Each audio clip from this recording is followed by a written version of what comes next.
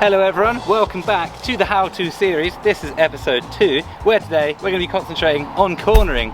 So we'll start off today with some basics, some flat turns. Even if you're a complete beginner, hopefully you can learn something. If you're a seasoned expert, hopefully you can take something away from this video too. Later on, when we try some more difficult stuff. First of all, we're going to start off with this basic flat turn. I've chosen it because it's a little bit slippery. It's pretty flat, there's a few bumps in it, so it can test our basic skills, and hopefully you guys can learn a thing or two. This whole how-to series is brought to you by Squarespace, the all-in-one platform to build a beautiful online presence and run your business. So bike setup is not really that important for cornering. You should already have a good bike setup with similar stiffness front and rear, so that when you're stood in a neutral position, most of the weight through your legs but some through your arms, the bike the suspension moves equally front and rear, so it's nice and balanced. If it's too soft at the rear, you'll be too front end high and too much weight on the back, and vice versa. If your front's too soft, there'll be too much weight on your front wheel. Tyre pressures, obviously the softer it is, the grippier it is, but I'd stick to around a 35 psi probably.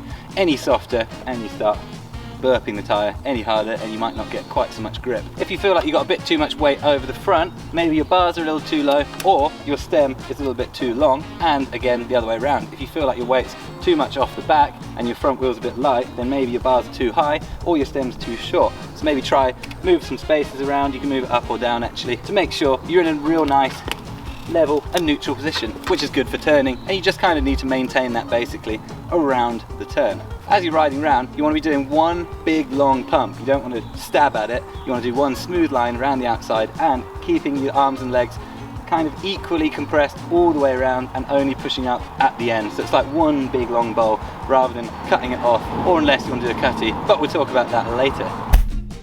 So probably the most important but overlooked thing about corners is actually choosing the right line. This is a big, long, wide, swooping berm. It's not particularly steep, so you can't carry too much speed, but that makes choosing your line even more important. Obviously, the wider outside on the turn you come in, the less of a turn you have to do, and it brings the diameter out, so you actually have to do less of a harsh turn, which is usually good, and especially is on this turn. You wouldn't want to be going up the inside to square off the turn. Yeah, that is cool, and maybe we'll check that fun stuff out later, but if you want to carry good speed around the turn, which we do, then you want to set up wide.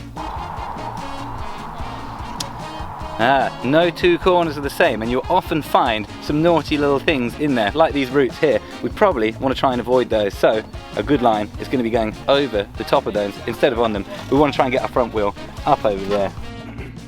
So that's enough about line choice. How should we actually go around the turn? Well, on a kind of flat turn like this, the one thing you don't want is to have your inside pedal down, because that's putting all the weight on the inside. Your pedal will hit the floor and that's just no good. So either flat pedals or the outside one slightly down. The reason for that is you get a bit more clearance on the inside with that pedal up, so you don't hit it on the floor or on roots, but it also puts a bit more weight onto kind of your outside, which makes it easier to dip the bike in. So you may see a MotoGP rider hanging off the inside. That's not what we want to do. We almost want to do the opposite, lean our bike in a little bit more. That does a few things, puts better contact patch for our side knobbles into the dirt, and that's the grip that we want.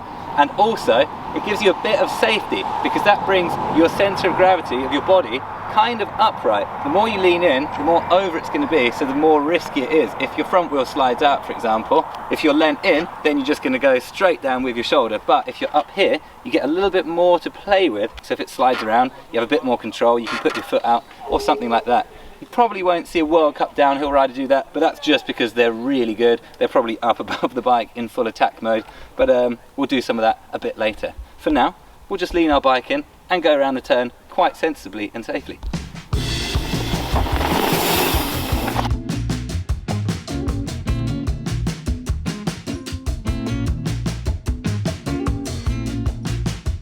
So another insanely important thing to watch out for is the condition of the dirt. Sometimes the turn's dusty and dry and you can go around it at only 2 miles an hour, but like today it's a bit grippier and you can go around it much faster, so only really experience can tell you how grippy the dirt is going to be. Times that by how steep the berm is, how much support it's got. There's a lot of different factors of how fast you can go into a turn.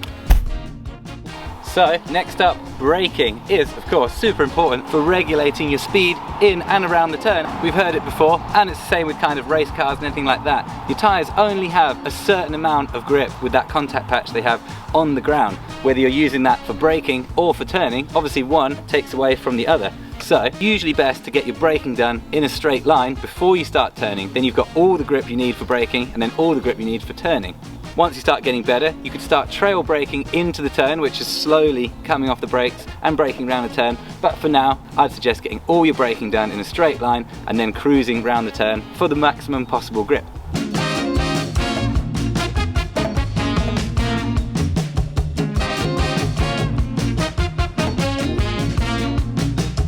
Okay, so that is a lot to remember. So let's quickly go back and recap.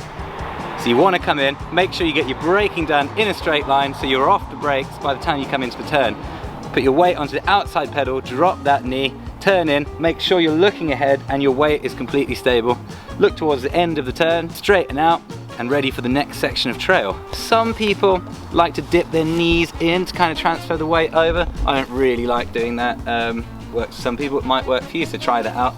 It helps people to sort of lean the bike over a bit more, but I don't really know what I do. I don't think I do that though.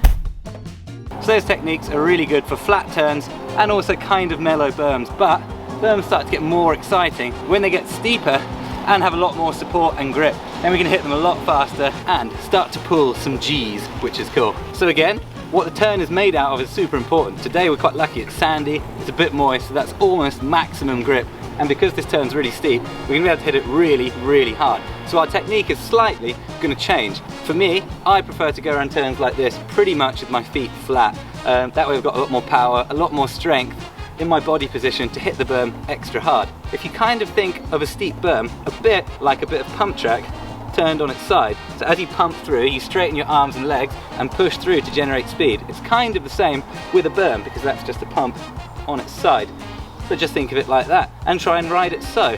Again, we want to get our braking done before we get in there so we've got maximum grip on the tyres. Then all our grip can go into firing us out of the berm.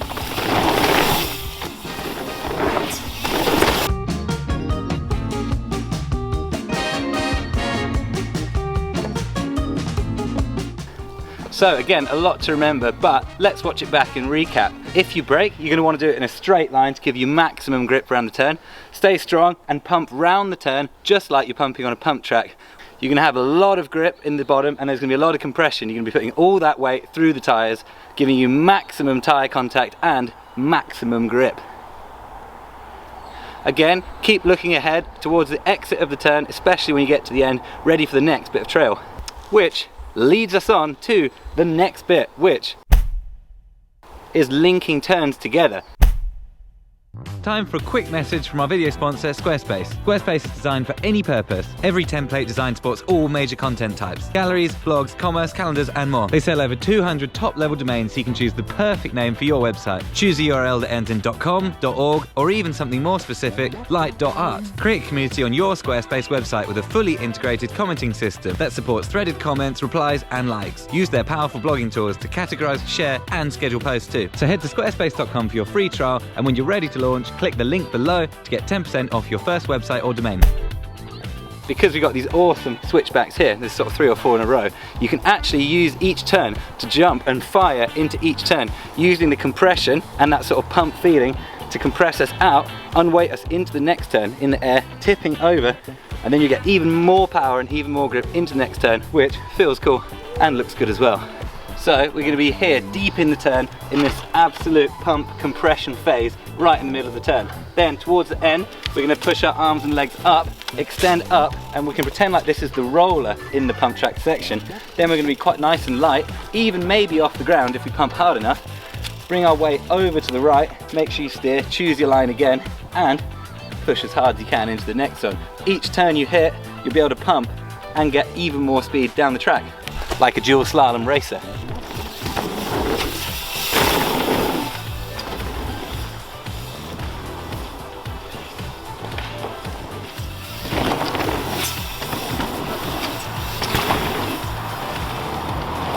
So, quick recap, steady weight, almost pushing a bit more weight through your legs maybe than your arms to generate that pump and that speed and that grip. Then as you exit the turn, start pull, push out, lean your shoulder in the other direction, make sure you're looking ahead so you know where you want to land, and leaning into the next turn, then you'll land with all that speed, grip, get extra pump and fire out the next one.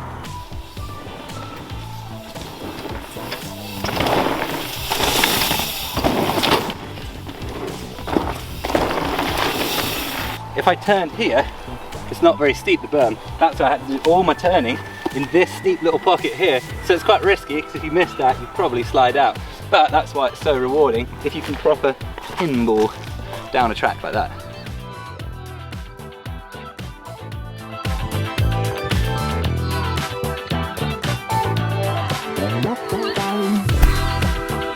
So whilst we ideally don't want to be braking in the middle of the turn, sometimes you've just gone in a bit too hot or got it wrong. So if you come in too fast and you think you're going to go over the top of the berm, or your weight's too far out, I'd use a bit of back brake, squeeze that, try not to skid, lock it up, use a bit of ABS, and that should hopefully slow you down and bring your weight back into the middle again so you can finish the turn. If you grab front brake, you might sort of skid it, and as I said, if your tyre's already turning, you've got less grip to brake, and the other way around too. So if you start braking, you might slide out and end up in a pile on the floor.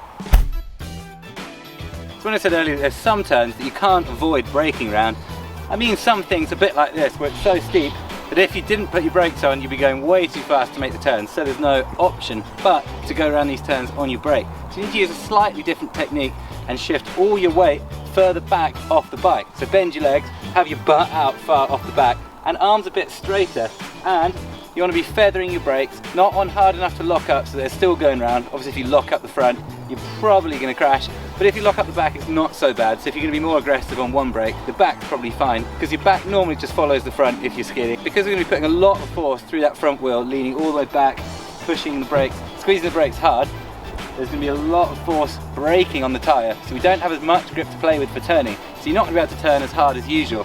One of the other mistakes, when you're braking, it kind of brings your weight forwards, and that can cause the bars to kind of jackknife and fire you over the bars. Those are common mistakes you'd see down some sharp turns like this. So let's give it a go. We're just going to lean off the back, try and ride it nice and smooth, arms out straight. I sometimes get my knees out a little bit so the bike can play around. You've got a bit more room for the bike to manoeuvre, but some people like to grab the seat with their knees. Up to you really.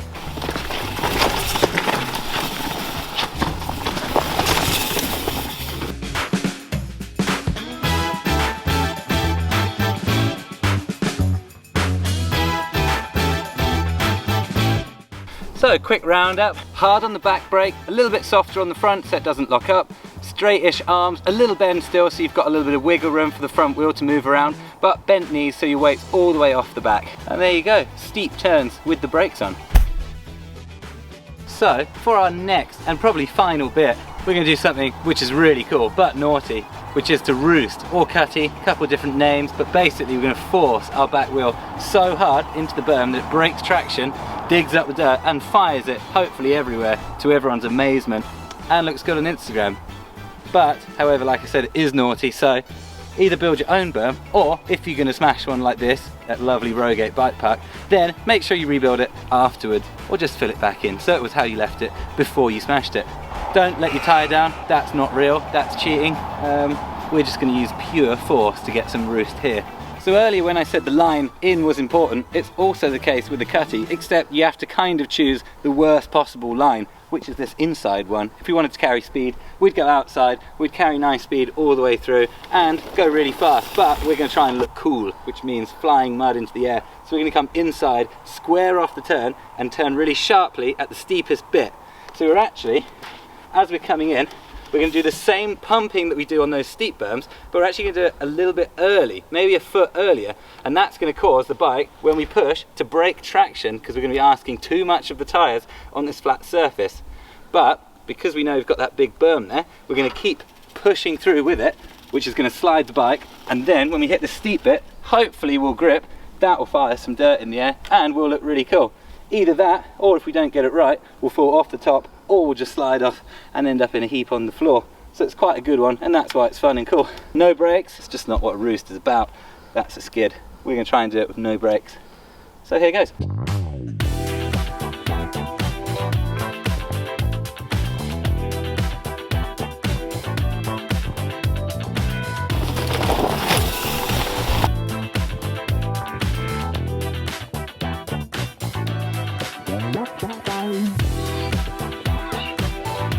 So where we want to be firing some roost with our back tyre, we still want our front tyre to go round. So we're going to come in, we're going to compress and push lots of grip into our front tyre, but have our weight quite far over the front And whilst we're doing that, we're going to push our legs in as hard as we can, slide it up the surface so that the back wheel breaks traction, because there's less grip and less weight on the back and more on the front. So as we come in, we're going to kind of turn, push our legs away from us, and hopefully that's going to slide the back wheel up the berm and fire some dirt out. A good way to practice is kind of just on the floor like that.